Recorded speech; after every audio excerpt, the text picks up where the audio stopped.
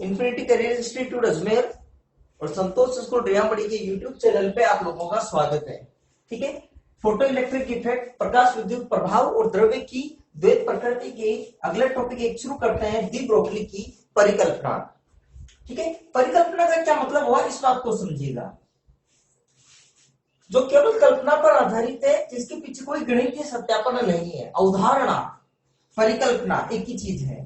ठीक है, इसको मैं और थोड़ा सा क्लियर करना चाहूंगा कि परिकल्पना कि जैसे किसी गांव में अगर मान लीजिएगा, ऐसे ही समझे आप, किसी गांव में अगर कोई महात्मा जी आ जाए और अगर मान लीजिएगा बहुत ज्यादा गर्मी के दिन हो रहे हो उस समय, ठीक है, लोग परेशान हो रहे हो, न बारिश आ रही है, न कुछ फसलें बर्बाद, फसलों के अंदर कुछ वृद्धि हो रही है, सारी जो फसलें वो भी चौपट हो रही है। ऐसे केस में अगर महात्मा जी आकर कह दे सबकी स्थितियां देखकर क्या शाम को बारिश होगी, और अगर संयोग से अगर शाम को बारिश हो जाए तो उस महात्मा जी का रुतबा वहां पे उस गांव में एक भगवान से कम नहीं है। हालांकि महात्मा जी ने इनके पीछे कोई मौसम विभाग वालों से बात नहीं की होगी, ठीक है, या हवाओं का कितना वेग है, कितना दाब है, इसकी भी गणना नहीं की होगी, लेकिन कही गई बात जिसके पीछे कोई गणितीय सत्यापन नहीं है, वो सिद्ध साबित सही साबित हो जाए, ऐसी बातें क्या कहलाएगी? कल्पना पर आधारित परिकल्पना या अवधारणा। डी ब्रोगली की परिकल्पना क्या है इस बात को भी समझते हैं। ठीक है, डी ब्रोगली ने कहा कि प्रत्येक द्रव्य की द्वैत प्रकृति होती है, द्वैत प्रकृति होती है। ठीक है, कुछ घटनाओं में, अच्छा, द्वैत प्रकृति का मतलब एक तो होती है कणीय प्रकृति और एक होती है तरंग प्रकृति। थोड़ा सा इस बात को थोड़ा सा समझते हैं कि इनका क्या क्या मतलब है। कणीय प्रकृति और तरंग प्रकृति का क्या मतलब है? कणीय प्रकृति द्रव्य मतलब कोई भी पदार्थ, ठीक है। कणीय प्रकृति का मतलब तो पदार्थ एक कण के रूप में गमन कर रहा है। जब एक कण के रूप में गमन करता है और उसकी गति का विश्लेषण यदि हमको करना हो तो हमको ये जानना जरूरी है कि उसका द्रव्यमान कितना है, उसका वेग कितना है, वो कितने समय में कितनी दूरी तय कर रहा है, उसका संवेग कितना है, उसकी गतिज ऊर्जा कितनी है कण की, इन और भी बहुत सारी चीजें, इन सभी चीजों का हमको विश्लेषण करना होता है। कब? यदि कोई कण गमन कर रहा है तो। क्लियर यहां तक? अगर यही बात करते हैं कण की बजाय तरंग की, तो तरंग का मतलब ये होता है कि अगर ये तरंग जैसे, आगे भी तरंग एक तरह का विक्षोभ है, ठीक है। एक डोरी के अंदर तनी हुई डोरी को हल्का सा झटके से यहां से छोड़ते हैं तो पूरी डोरी में ही एक हलचल उत्पन्न हो जाएगी। इसी हलचल का ही नाम क्या है? तरंग। कण ऊपर नीचे विस्थापित होने लगेंगे। अधिकतम विस्थापन को ही आयाम भी कहते हैं, ठीक है। अच्छा, तो अब मान लीजिएगा कि ये कोई कण या कोई तरंग इधर गमन कर रही है यूं, ठीक है। जैसे मान लीजिएगा ये कोई तरंग गमन कर रही है यूं, ठीक है। तो अगर तरंग का विश्लेषण हमको यदि करना है तो हमको ये जानना जरूरी है कि तरंग का माध्य स्थिति से अधिकतम विस्थापन मतलब उसका आयाम कितना है।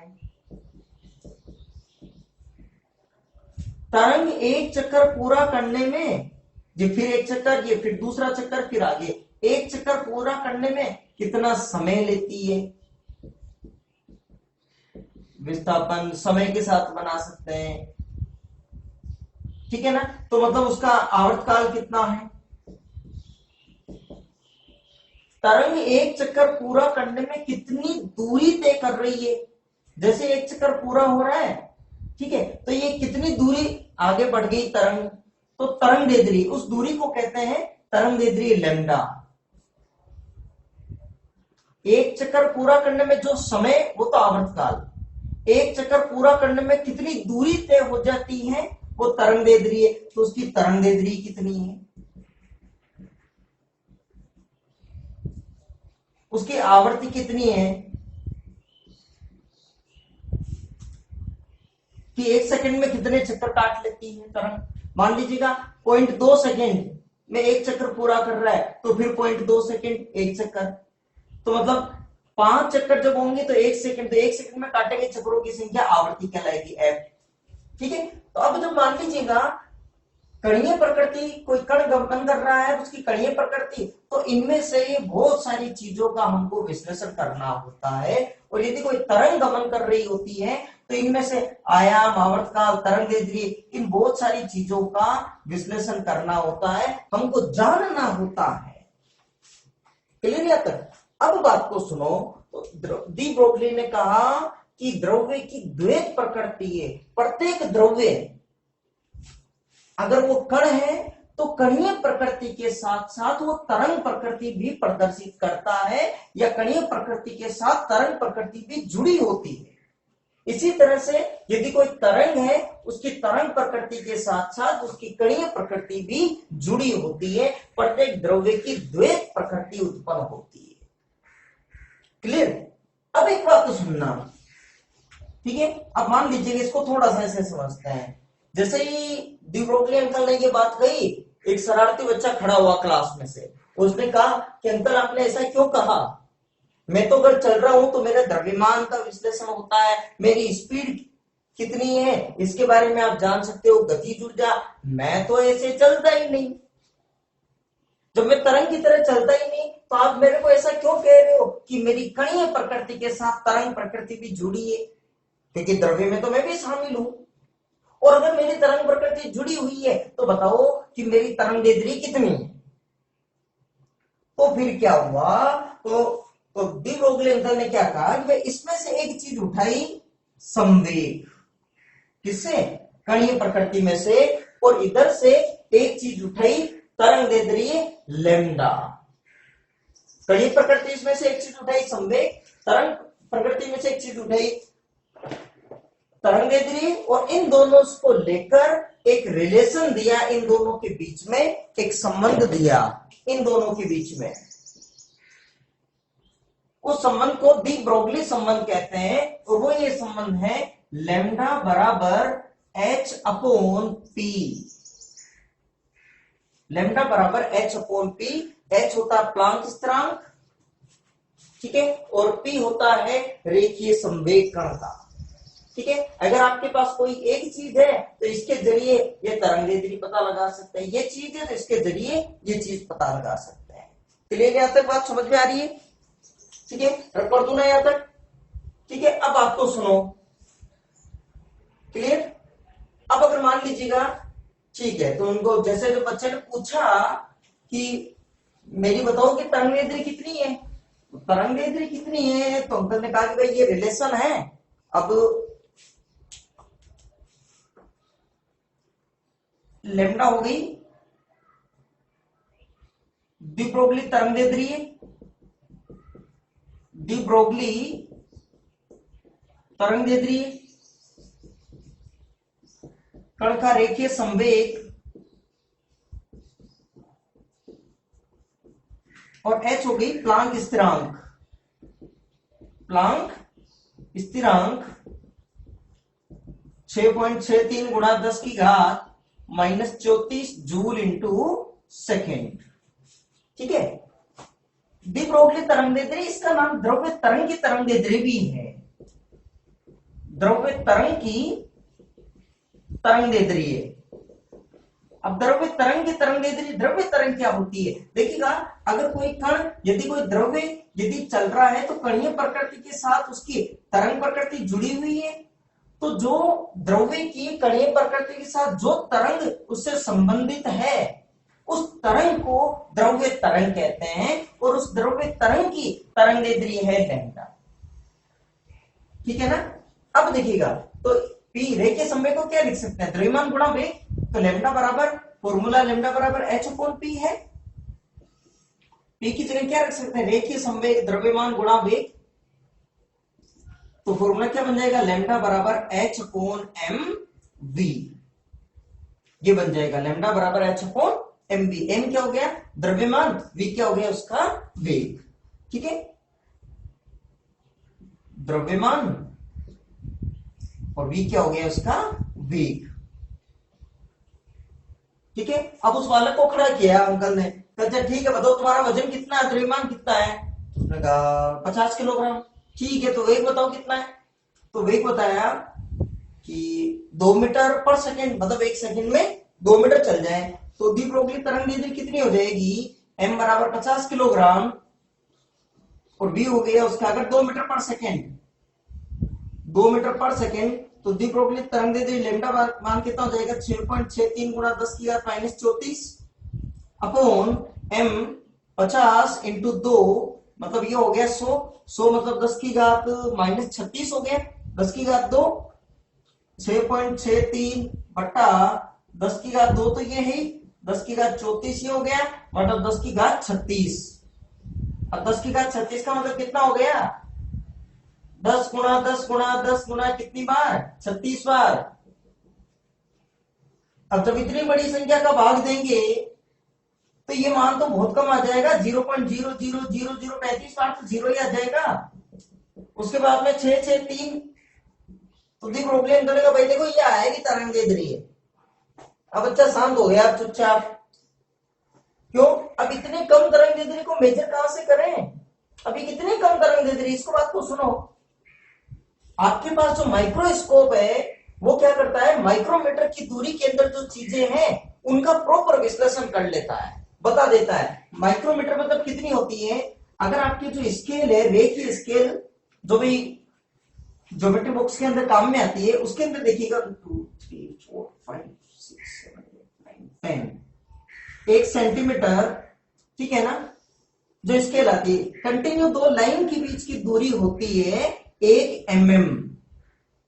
1 mm का मतलब ये हो गया आपके पास 10 की घात माइनस 3 मीटर, 1 mm मिलीमीटर। इन दो लाइन के बीच कंटिन्यू जो दो लाइन है ना स्केल में, इसके बीच में 1000 लाइन खींचते हैं बिल्कुल बारीकी से, तो जो कंटिन्यू दो लाइन के बीच की दूरी है वो होती है 1 माइक्रोमीटर, 10 की घात माइनस 6 मीटर। अब ये सोच लो 10 की घात माइनस 6 मीटर आया है अभी तो। अब उसके बीच में जो कंटिन्यू दो लाइन है ना, उसमें फिर 1 करोड़ लाइन, फिर जो दो लाइन ना फिर 1 करोड़ लाइन, फिर आई ना फिर 1 करोड़ लाइन, ठीक है ना, इतना करोगे ना उससे भी कम तरंग दैर्ध्य ये है। ठीक है, तो अंकल जरा बच्चा शांत हो गया चुपचाप, क्या करे, इतनी कम तरंग दैर्ध्य मेजर करने का कोई उपकरण ही नहीं है। तो अंकल ने कहा फिर मान लो चुपचाप कि लैम्डा बराबर h अपॉन p है। कहा कि नहीं मानूंगा तो नहीं। कहा कि फिर लैम्डा को कुछ बढ़ाए कि भाई जो हमारे पास उपकरण है उस रेंज में कुछ आ सके, तो कहा कि फिर बढ़ा लो, तो h तो फिक्स है, तो बढ़ाना, लैम्डा कैसे बढ़ेगा जब या तो धीरे चले, सॉरी तेजी नहीं, हाँ लैम्डा बढ़ाना है ना तो धीरे चले, या फिर द्रव्यमान बहुत ही कम हो। तो द्रव्यमान बहुत ही कम हो, तो फिर द्रव्यमान यदि बहुत कम है तो फिर आगे देखिएगा, इस चीज को आगे प्रूव भी किया था, हम आगे पढ़ेंगे इस चीज को। द्रव्यमान बहुत ही कम है, डेविसन और जर्मन नाम के एक साइंटिस्ट थे, उन्होंने अपना खुद का एक्सपेरिमेंट किया। हालांकि मैं आगे क्लियर कराऊंगा, अभी कुछ थीम क्लियर करा देता हूं, आगे पढ़ेंगे हम इसी चैप्टर में। डेविसन में जर्मन प्रयोग, उनका अपना खुद का अलग एक्सपेरिमेंट था जिसके अंदर इलेक्ट्रॉन को का प्रकीर्णन कराया गया, विवर्तन, प्रकीर्णन भी कहते हैं कुछ वर्ड, विवर्तन, विवर्तन ज्यादा बेटर है वर्ड, ठीक है। विवर्तन की समीकरण उन्होंने प्राप्त की और उन्होंने इलेक्ट्रॉन की तरंग दैर्ध्य की गणना की थी। उसका डी ब्रोगली से कोई लेना देना नहीं है, उसका अलग अपना एक्सपेरिमेंट था, ठीक है, जिसने वो डी ब्रोगली की तरंग दैर्ध्य की गणना करके लाया। अब उसने पूछा, अब वो गया बच्चा उनके पास कि ठीक है मतलब मेरे को डी ब्रोगली की परिकल्पना ये है जो सही है कि नहीं ये पता लगाना है। तो उन्होंने अपना एक्सपेरिमेंट किया, भाई मेरे को, इन्होंने कहा भाई मेरे को तो लेना देना नहीं है उससे, ठीक है, मेरे तो जो इलेक्ट्रॉन है इसकी तरंग दैर्ध्य इतनी आती है, क्या ठीक है आप तो बता दो कितनी आ रही है, बता दी जो जो कंडीशन थी। आया दी ब्रोगली अंकल के पास वापस, कि अंकल ठीक है कि मैंने पता लगा लिया, अब आप बताओ। कहा कि इलेक्ट्रॉन है और इतने वोल्टेज से अगर मैं उसको त्वरित कराऊं तो इसकी डी ब्रोगली की तरंगदैर्घ्य आप बताओ कितनी आएगी। तो डी ब्रोगली अंकल ने अपना विश्लेषण किया इससे और आंसर बता दिया। और संयोगवश देखिएगा कि जो डी ब्रोगली के फॉर्मूले से आई थी और जो डेविसन जर्मर ने निकाली थी लगभग लगभग बिल्कुल सेम मिल गई। इसका मतलब डी ब्रोगली की परिकल्पना क्या है, सही है। और ये प्रयोग उसका प्रायोगिक सत्यापन है, इसको बाद में पढ़ेंगे। ठीक है, समझ में आ रही मेरी बात। अब बात को सुनते हैं, थोड़ा सा आगे आते हैं वापस। ठीक है, ये सारी कहानी आपको थोड़ा सा टॉपिक पे इंटरेस्ट डेवलप करने के लिए ही बताई जा रही है। कई बार कहानी में काल्पनिक चीजें भी होती है। ठीक है, अब बात को सुनो। तो इसके अंदर मोड के अंदर लिखना क्या है, डी ब्रोगली की परिकल्पना कि प्रत्येक द्रव्य की उसकी कणीय प्रकृति के साथ तरंग प्रकृति भी जुड़ी होती है। डी ब्रोगली ने द्रव्य की कणीय प्रकृति में से राशि संवेग व तरंग प्रकृति से राशि तरंगदैर्घ्य के मध्य एक संबंध दिया, जिसे डी ब्रोगली संबंध कहते हैं, लैम्डा बराबर एच अपॉन पी या लैम्डा बराबर एच अपॉन एम। ठीक है ना, ये डी ब्रोगली की परिकल्पना है। इस पे कुछ न्यूमेरिकल्स भी बनते हैं और थोड़ा सा बाकी डिस्कस करते हैं इसको डिटेल में। ठीक है, एक फॉर्मूला आपके लिए बन गया ये, एक फॉर्मूला बन गया आपके लिए ये। अच्छा, गतिज ऊर्जा के पदों में भी निकालना है, न्यूमेरिकल्स में कई बार गतिज ऊर्जा आ जाती है। ठीक है ना, तो गतिज ऊर्जा के, अच्छा गतिज ऊर्जा का फॉर्मूला क्या होता है, गतिज ऊर्जा का सूत्र क्या होता है, काइनेटिक एनर्जी बराबर हाफ एम वी स्क्वायर। संवेग के पदों में निकालना तो एम से मैं ऊपर नीचे गुणा कर रहा हूं मैं, m square v square upon 2m कह दूं क्या, तो ये मान क्या हो गया, p मतलब p स्क्वायर अपॉन 2m। तो काइनेटिक एनर्जी गतिज ऊर्जा का मान क्या हो गया, p स्क्वायर अपॉन 2m। तो p स्क्वायर बराबर क्या हो गया, गुणा कर दो इधर, तो 2m के ई, ये मान किसका आ गया, p स्क्वायर का, p स्क्वायर बराबर, तो p बराबर क्या हो गया, अंडर रूट 2m के ई। ठीक है, तो फिर लैम्डा के सूत्र क्या क्या बन गए, h upon p, h upon m v और h upon under root 2m k ई, ये सूत्र बन गया आपके पास। न्यूमेरिकल्स में केवल संवेग दे रखा है तो डायरेक्ट ये काम में ले सकते हैं, अगर द्रव्यमान वेग दे रखा है तो ये सूत्र काम में ले सकते हैं, गतिज ऊर्जा दे रखी है तो बहुत बढ़िया, ये वाला सूत्र काम में ले सकते हैं। यहां तक क्लियर, कोई दिक्कत नहीं। अब देखो, जो एक मैंने लास्ट क्लास में न्यूमेरिकल जो कराया था फोटोन का संवेग, तो फोटोन का संवेग देखिएगा, संवेग कैलकुलेट करना था तो उसमें भी डी ब्रोगली की तरंगदैर्घ्य काम में आ सकती है। देखो लैम्डा बराबर एच अपॉन पी, फोटोन के संवेग में भी एच अपॉन एम वी की जगह क्या लिख देगी, एम सी। ठीक है, तो यह फोटोन का संवेग देखो, फिर डायरेक्ट डी ब्रोगली से भी आ जाएगा। देखो इधर बच्चे गुणा करोगे तो लैम्डा पी बराबर एच, तो पी बराबर एच अपॉन लैम्डा। ठीक है, अगर फोटोन का संवेग निकालना तब भी मान लीजिए कोई दे दे कि कोई मान लीजिएगा किसी सतह के ऊपर कोई लाइट इंसिडेंट हो रही है, लाइट आपतित हो रही है और उसकी तरंगदैर्घ्य का मान 550 एंगस्ट्रोम है, तो उस फोटोन का संवेग कितना है, तो लैम्डा ही तो चाहिए आपको। ठीक है ना, क्लियर यहां तक, ठीक है चलो, ठीक है चलेगा। अब और कुछ फॉर्मूले बनाते हैं, यहां तक चीज क्लियर। तो एक तो यहां तक आप कॉपी कर लीजिएगा, आगे मैं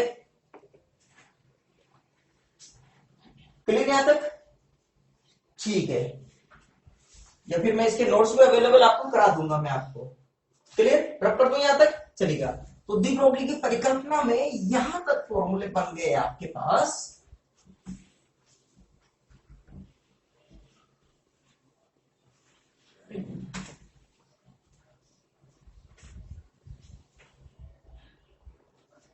तो लैम्डा बराबर भी फॉर्मूला बन गया आपके पास, मैं लिख देता हूं, h upon p, h upon m v, h upon under root 2m k ई। के ई क्या है, गतिज ऊर्जा। क्लियर यहां तक बात। अब आगे बात करें, देखिएगा न्यूमेरिकल्स में, अब बात को समझो। देखो गतिज ऊर्जा अगर डायरेक्टली दे रखी है तो ये वाला फॉर्मूला लगा देना, m द्रव्यमान। अब आप सुनो, यदि आवेशित कण यदि कोई है तो उसको गति कराने के लिए सामान्यतः वोल्टेज का सहारा लेते हैं, बैटरी से उसको त्वरित कराते हैं। ठीक है, ऐसे केस में तो आवेशित कण होने पर, जैसे ए, आवेशित कण होने पर, आवेशित कण होने पर उसकी गतिज ऊर्जा होती है के ई बराबर क्यू नॉट वी। ये वी वेग नहीं है, वोल्टेज है, विभव है। ठीक है ना, वेग को मैं हमेशा स्मॉल वी से लिख रहा हूं, न्यू आवृत्ति, वेग, वोल्टेज, आयतन भी नहीं है।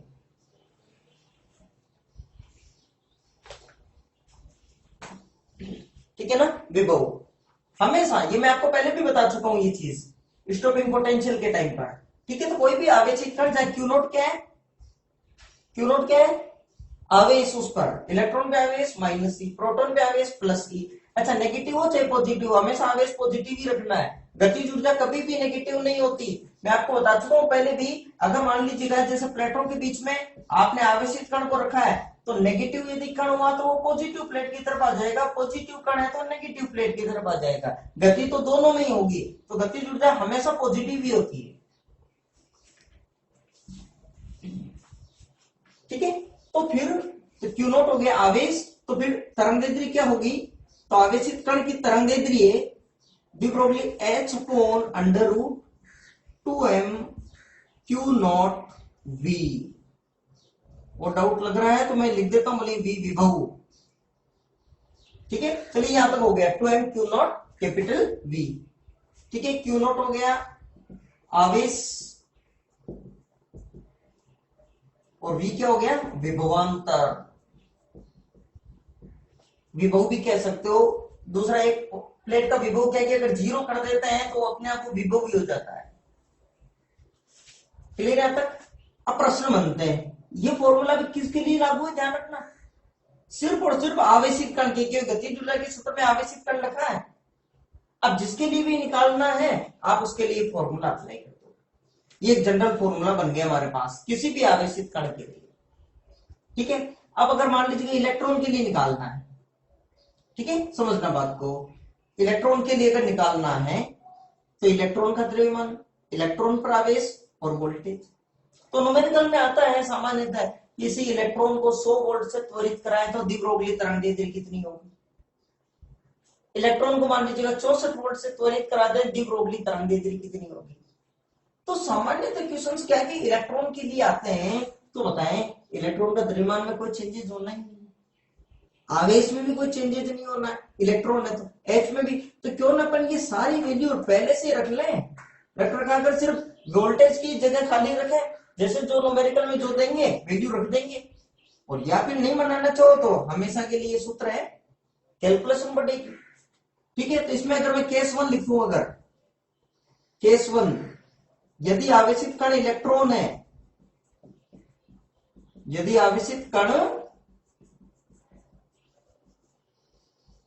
इलेक्ट्रॉन है तो क्यू नॉट की जगह ई, हालांकि इलेक्ट्रॉन का आवेश माइनस ही, लेकिन प्लस ई ही रखना है गतिज ऊर्जा के हिसाब से।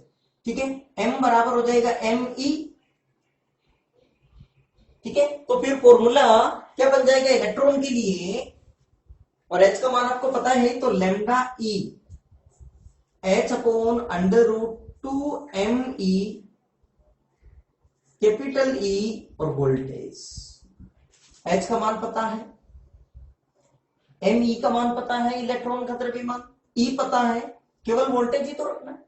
ठीक है, तो एच की वैल्यू है 6.63 10 के बाद minus 34 joule into second, electron का द्रव्यमान है 9.1 10 की घात माइनस 31 किलोग्राम, इलेक्ट्रॉन पे आवेश है 1.6 गुना 10 की घात माइनस 19 गुलाम। ये सारी वैल्यू जब रखेंगे, ठीक है, तो वैल्यू आंसर आता है 12.27 अपॉन अंडर रूट वी गुणा 10 की घात माइनस 10 मीटर। ठीक है। और एक चीज देखो आप, 10 की घात -10 मीटर को क्या लिख सकते हैं, एंगस्ट्रॉम। एक एंगस्ट्रॉम यही तो होता है। तो फॉर्मूला क्या बन गया ये कि 12.27 अपॉन अंडर वी एंगस्ट्रॉम। ठीक है, ये आंसर आ गया किसमें, एंगस्ट्रॉम में। लेकिन ध्यान रहे फॉर्मूला सिर्फ और सिर्फ किसके लिए लागू है, इलेक्ट्रॉन के लिए, क्योंकि इलेक्ट्रॉन का द्रव्यमान रखा है, इलेक्ट्रॉन पर आवेश रखा है। ठीक है, अब बताओ देखिए 100 वोल्ट, किसी इलेक्ट्रॉन को यदि 100 वोल्ट के विभवांतर से त्वरित कराएं, इलेक्ट्रॉन को 100 वोल्ट के विभवांतर से त्वरित कराएं, तो उससे संबद्ध डी ब्रोगली तरंगदैर्ध्य कितनी होगी, कितनी होगी बताओ। वी की जगह रख दे 100, वी की जगह यदि 100 रखेंगे तो कितना हो गया 10, तो कितना आंसर आ जाएगा 1.227 एंगस्ट्रॉम। कितना आसानी से निकाल दिया आपने, नहीं? वरना अभी कैलकुलेशन के लाले पड़ रहे होते हैं। ठीक है, यहां तक चीज क्लियर। ध्यान रहे सिर्फ इलेक्ट्रॉन के लिए लागू है, अन्यथा सदाबहार सूत्र हमारे पास ये है हर आवेशित कण के लिए केवल। ठीक है, अच्छा तो फिर प्रोटॉन, अब आपकी किस्मत खराब हुई ना तो प्रोटॉन का भी पूछ ही लेंगे, तो प्रोटॉन का भी निकाल लें क्या, निकाल ही दो। केस 2, यदि आवेशित कण प्रोटॉन है, आवेशित कण प्रोटॉन है, प्रोटॉन है, ठीक है ना। अब प्रोटॉन यदि है तो वापस वही लेमडा बराबर आपके पास h upon under root 2m Q naught capital V। m बराबर हो जाएगा आपकी बार प्रोटॉन का द्रव्यमान जो होता है 1.672 गुणा 10 की घात -27 किलोग्राम। ठीक है, क्यू नॉट बराबर प्लस ई, वही 1.6 गुणा 10 की घात -19 गुलाम। h का मान वो है। ठीक है, और जब इसको यदि पूरा सोल्व करें तो लैम्डा p प्रोटॉन के लिए h upon under root 2mp e v, और जब इसकी वैल्यू रखेंगे और सोल्व करने पर, तो सोल्व करने पर ठीक है, तो लैम्डा p का मान क्या आ जाता है आपके 0.286 अपॉन अंडर रूट v, ये एंगस्ट्रॉम में ये आंसर आ जाता है। लेकिन ध्यान रहे ये फॉर्मूला सिर्फ और सिर्फ किसके लिए लागू है, प्रोटॉन के लिए। ठीक है, इलेक्ट्रॉन के लिए बताएंगे कितना होगा 12.27 upon root v angstrom, proton के लिए बताएंगे 0.286 upon under root v angstrom. Clear यहां तक, कोई दिक्कत नहीं। ठीक है, फिर अब इसी से मिलता जुलता एक और वो अल्फा कण का भी देख ही लें। ठीक है, 3 आवेशित कण, तीनों का साथ में चलता है ये। ठीक है, क्लियर, रब कर दूं ना यहां तक में। ठीक है, तो केस 3, अब केस 3 बनाते हैं। यदि आवेशित कण अल्फा कण है, अल्फा कण है, तो अल्फा कण पर आवेश कितना होता है, अल्फा कण पर आवेश कितना होता है देखिएगा। अल्फा कण किसको कहते हैं, हीलियम के नाभिक को कहते हैं अल्फा कण, हीलियम नाभिक को अल्फा कण कहते हैं। ठीक है ना। अब देखिएगा हीलियम नाभिक के अंदर 2He4, तो इसके अंदर 2 प्रोटॉन 2 ही इलेक्ट्रॉन और 4 - 2 न्यूट्रॉन, तो 2 प्रोटॉन 2 न्यूट्रॉन तो यहां पर हो गए नाभिक में, और ये 2 ये परमाणु। अब परमाणु में से दोनों इलेक्ट्रॉन निकाल दो, केवल हीलियम नाभिक बचा, इसी को कहते हैं अल्फा कण। तो न्यूट्रॉन तो न्यूट्रल है बेचारा, उदासीन। ठीक है, तो हीलियम नाभिक पर आवेश कितना हो गया, केवल 2 प्रोटोनों पे आवेश, एक प्रोटॉन पे प्लस ई, तो दोनों प्रोटोनों पे आवेश प्लस 2e। सॉरी। अब द्रव्यमान, द्रव्यमान में तो योगदान आएगा इसका भी, तो 2 प्रोटॉन प्लस 2 न्यूट्रॉन का द्रव्यमान, और प्रोटॉन और न्यूट्रॉन का द्रव्यमान लगभग लगभग बराबर ही होता है। प्रोटॉन का तो 1.672 गुणा 10 की घात -27 किलोग्राम, और न्यूट्रॉन की बात करेंगे तो 1.675 गुणा 10 की घात -27 किलोग्राम। ठीक है, तो लगभग लगभग बराबर ही है। तो 2 प्रोटॉन प्लस लगभग ये भी 2 प्रोटॉन, तो लगभग 4 प्रोटॉनों का द्रव्यमान है। तो आवेश तो हो जाता है उसके ऊपर, ये अल्फा कण है तो आवेश तो हो गया प्लस 2e, आवेश तो कितना हो गया Q नॉट बराबर प्लस 2e, और द्रव्यमान m बराबर लगभग 4 प्रोटॉनों के बराबर। ठीक है। तो लेमडा एल्फा की बात करें तो h upon under root 2m alpha q alpha और बी, यही हो गया। अब वैल्यू रखते हैं इसकी, h upon under root 2 into ये हो गया 4mp गुणा ये हो गया 2e कैपिटल V। ठीक है। अब एक बात है, देखो प्रोटॉन से अगर कंपेयर भी करना है ना, क्योंकि प्रोटॉन का अपन निकाल चुके हैं ना, जब इसको अगर मान लीजिएगा, या फिर इसको सीधी सी बात देखो, अगर इसको पूरा यदि सोल्व करेंगे, ठीक है ना, अगर इसको पूरा यदि सोल्व करते हैं तो ये लेमडा एल्फा का मान आता है 0.101 upon under root V angstrom. Formula सिर्फ और सिर्फ किसके लिए लागू है? एल्फा कण के लिए। इलेक्ट्रॉन के लिए कितना आया था? 12.27 upon under root V angstrom. ठीक है। प्रोटॉन के लिए 0.286 upon under root V angstrom और एल्फा कण के लिए 0.101 upon under root V angstrom. Clear यहां तक? ठीक है। मेनली तो इलेक्ट्रॉन का ही पूछना है, सबकी आपकी किस्मत खराब हुई तो एल्फा कण का रिश्ता भी आ ही जाएगा। क्लियर यहां तक बात? ठीक है। चलिए कुछ और क्वेश्चंस भी करते हैं, एक तो इसमें कुछ न्यूमेरिकल्स देखते हैं कि कैसे करें। रब कर दो ना यहां तक? ठीक है। ठीक है, ये मेरे पास जनरल फॉर्मूला हो गया आवेशित कण के लिए, गतिज ऊर्जा हुई तो Q नॉट इंटू, ठीक है ना, क्योंकि वोल्टेज के जरिए तो गतिज ऊर्जा केवल आवेशित कण को दे सकते हैं। ठीक है। अब आप में से कुछ लोग बिल्कुल उदासीन चुपचाप बैठे हैं, कैसे भी ऊर्जा नहीं दे सकते उनको, फिर एक ही सहारा है, टेम्परेचर बढ़ाओ उनका तो। ठीक है। अब बात करते हैं थोड़ा सा आगे। देखिए ना, एक न्यूमेरिकल आया हुआ है, क्वेश्चन पूछा है बोर्ड में। ठीक है, समझना बात को।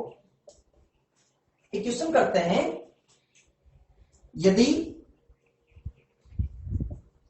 प्रोटॉन व एल्फा कण की गतिज ऊर्जा एक समान है, ऊर्जा एक समान है,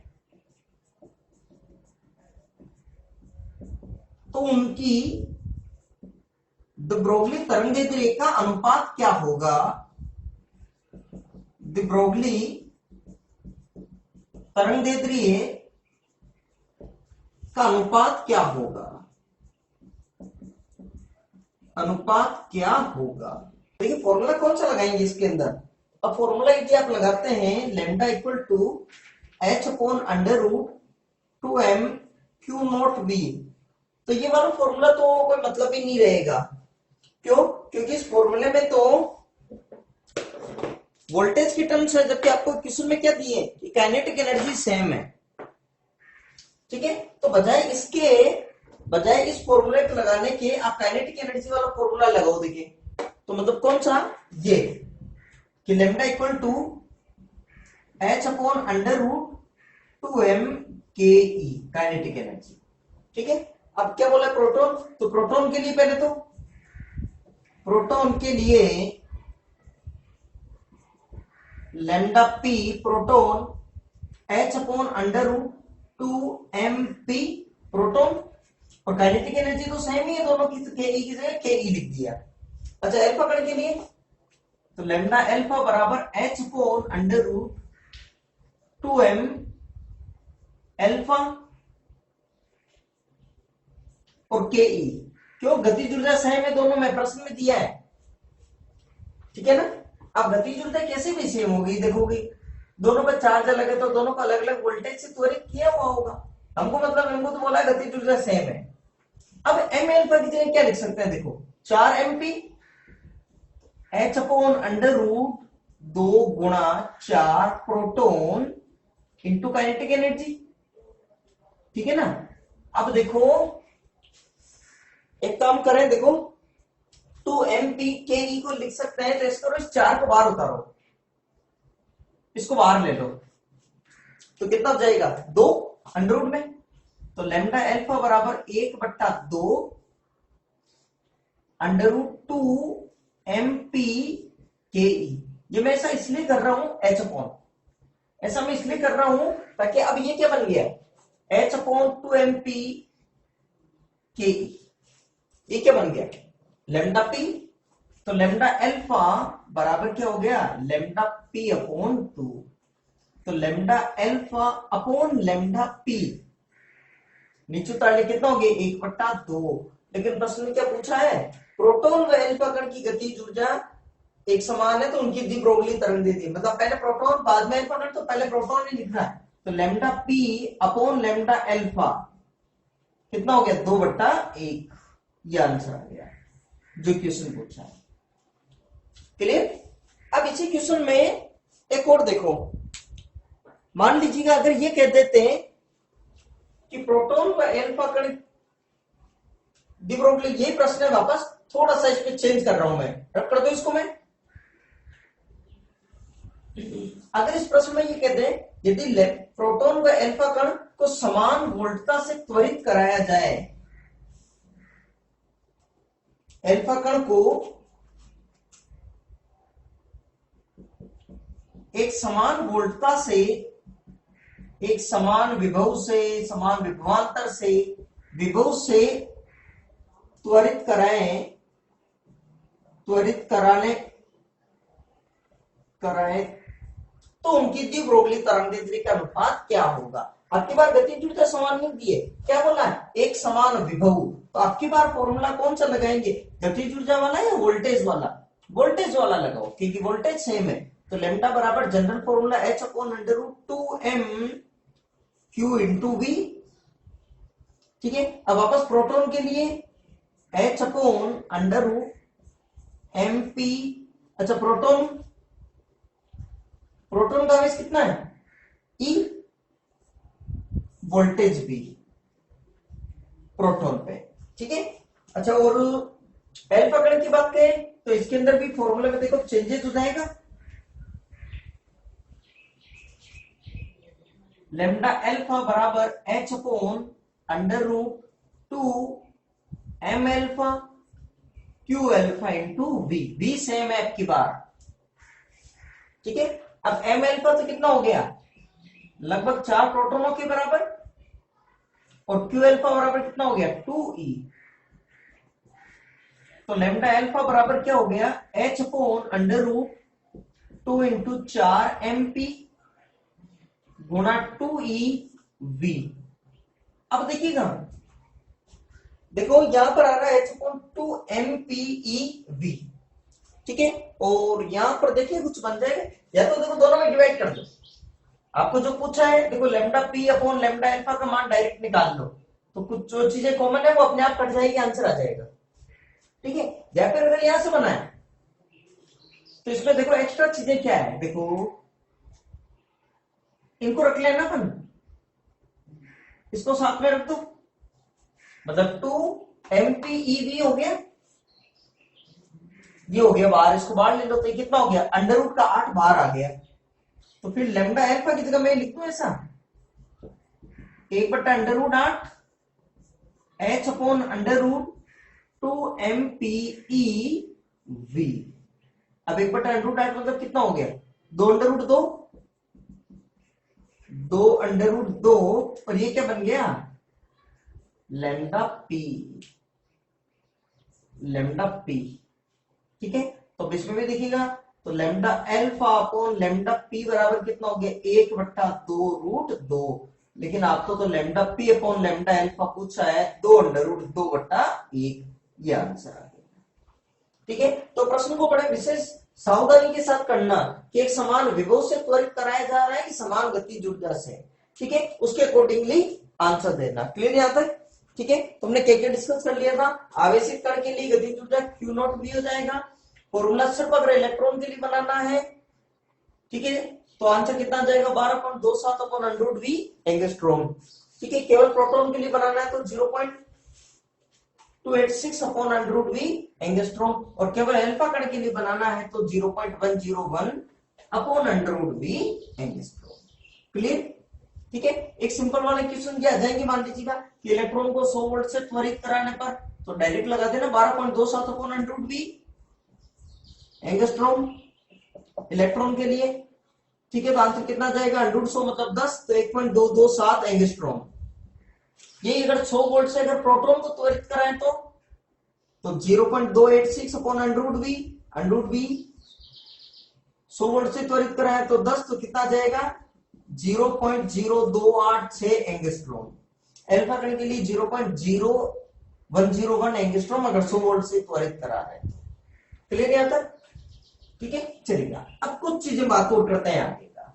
ठीक है, ये तो आवेशित कण हुआ, तो फॉर्मूले हमारे पास हो गए ही ऐसे कुछ। अब अगर मान लीजिएगा आवेशित कण नहीं है, तब भी तो गति कर ही सकता है। ठीक है, न्यूट्रॉन हुआ ये तो, ठीक है, तो अगर मान लीजिएगा उदासीन कण होने पर, उदासीन कण जैसे न्यूट्रॉन होने पर,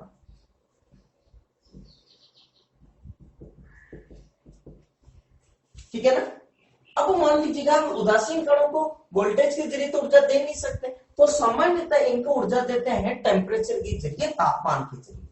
ठीक है, तो देखिएगा 11th क्लास के अंदर ये चैप्टर में पढ़ रखा हमने, किसी एक कण को ताप के जरिए पर ऊर्जा दे सकते हैं। ठीक है, और गैस वाले चैप्टर में पढ़ा, मैं भी उसमें वापस 11th क्लास में नहीं जाकर फाइनल इस पॉइंट में बता रहा हूं, किसी भी कण को, अब उदासीन हो चाहे आवेशित हो, अगर ये बात कहें न्यूट्रॉन को, ठीक है, तो उसकी गतिज ऊर्जा टेम्परेचर के जरिए देते हैं, वो होती है 3/2 के टी। के होता है बोल्ट्जमैन कांस्टेंट,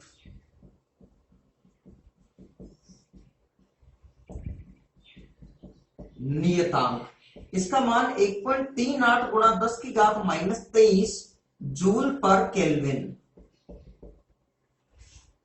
टी है ताप, हमेशा केल्विन में ही रखना है। ठीक है, ताप के जरिए ऊर्जा केवल ऐसा नहीं कि उदासीन कणों को, आप आवेशित कण को भी दे सकते हो, लेकिन आवेशित कण है तो वोल्टेज का भी एक सहारा है, उदासीन कण के लिए तो वोल्टेज वाला ऑप्शन ही खत्म है, केवल और केवल ये तापमान के जरिए ऊर्जा दे सकते हैं। ठीक है, तो अब ऐसे केस में फिर उनकी तापीय ऊर्जा, ताप के जरिए ऊर्जा दें तो द्विप्रोगली तरंग के जरिए h/√2m के, तो के की जगह काइनेटिक एनर्जी, गतिज ऊर्जा की जगह कितना रखते हैं, गतिज ऊर्जा मतलब ये, तो गतिज ऊर्जा की जगह कितना रखते हो 3/2 kT। के क्या है, बोल्ट्जमैन कांस्टेंट है, तो फिर लैम्डा बराबर h/√3/2 kT और m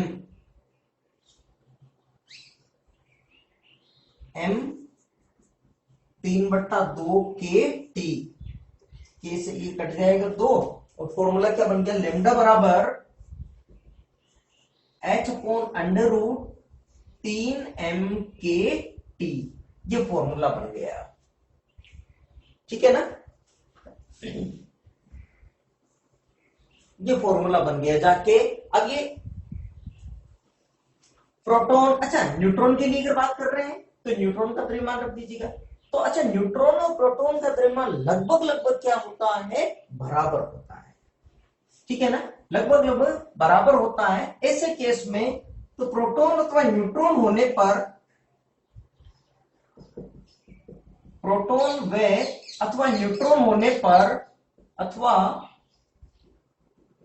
न्यूट्रॉन होने पर, देखिएगा मैं ऐसा नहीं कह रहा हूं कि प्रोटॉन, देखिए प्रोटॉन के लिए आपके पास वोल्टेज के जरिए एक ऑप्शन है 0.1286 अपॉन √v एंगस्ट्रॉम वोल्टेज के जरिए, लेकिन अगर आवेशित कण के अंदर अगर ये न्यूट्रल कण है तो तापमान के जरिए तो दोनों को ऊर्जा दे सकते हैं, लेकिन न्यूट्रॉन में तो क्या, अब प्रोटॉन और न्यूट्रॉन का द्रव्यमान लगभग सेम है, इसलिए फॉर्मूले में प्रोटॉन और न्यूट्रॉन में कोई ज्यादा फर्क नहीं पड़ेगा। प्रोटॉन का द्रव्यमान तो होता है 1.672 और न्यूट्रॉन का द्रव्यमान होता है 1.675 -27 किलोग्राम, तो कोई ज्यादा डिफरेंस नहीं है, 10 के घात आगे -27 भी है। ठीक है, तो प्रोटॉन या न्यूट्रॉन दोनों को ही ऊर्जा दे सकते हैं, तो अगर मान लीजिएगा इनका मान अगर रखें तो कोई ज्यादा फर्क नहीं आएगा। तो फॉर्मूला तो लैम्डा प्रोटॉन लगभग लैम्डा न्यूट्रॉन, ये वैल्यू आती है लगभग 25.2 upon under root t angstrom. ठीक है, 25.2 upon under root t angstrom. T तापमान है, केल्विन में ही रखना है। टी ताप जो कि किस में रखना चाहिए, केल्विन में होना चाहिए। क्लियर। अब आपको सुनो एक और, अगर कई बार क्वेश्चन के अंदर, हालांकि जब भी तापमान का कहेगा आप ये फॉर्मूला लगाना है, कई बार ये आ जाते हैं। देखिएगा ये केटीजी में भी हमने ये डिस्कस किया था 11th क्लास के अंदर कि अगर मान लीजिएगा गैस के अणु को तापमान देते हैं तो अलग अलग अणुओं की चाल अलग अलग होती है।